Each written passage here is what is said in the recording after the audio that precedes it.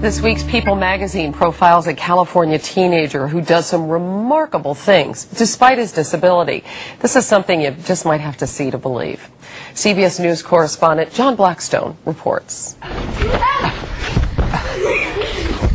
In a pillow fight, 14-year-old Ben Underwood can deliver a dead-on shot. When a video game is going, his fingers fly. On his skates, he's fearless. For most teenagers, it's nothing remarkable. Car. I hear a car. But Ben Underwood is blind, totally blind. Hear the clicks? That's how he finds his way around. To walk down the street with Ben is to be amazed at what he can see with his ears. Well, there's a fire hydrant on the side and a car on this side. Wait, is that, no, that's a trash can or that, hold on, let me see. That's a trash can? Yeah, that's a trash can. Ben was just 2 years old when cancer claimed his eyes. Both were surgically removed.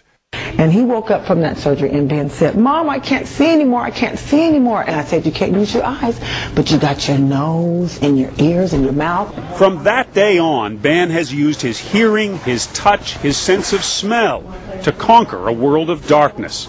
It's sometimes hard to believe how good Ben is. Just watch the way he deftly steps around a fallen trash can. I don't know how you do that.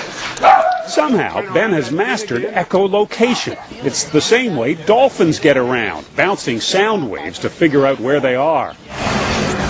On a trip to SeaWorld a few weeks ago, Ben found that he and the dolphins shared an amazing talent.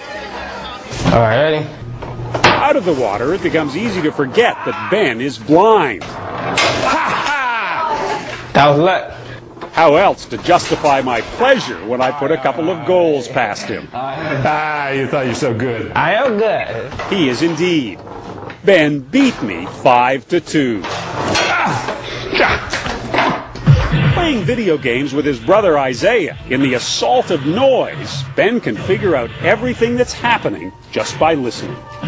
How can you even separate the sound? Because they got different voices.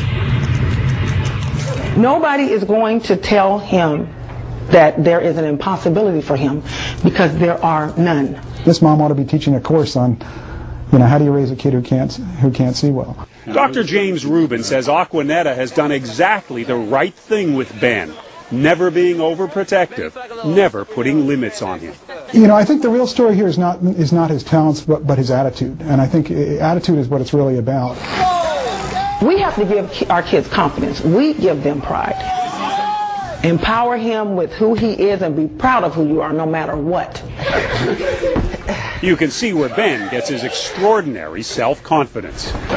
There's nothing that you can do I can't do better. And that's the attitude. You know what I'm saying? That's what I want to give him. Watching him in action, it seems clear that Ben really can do anything.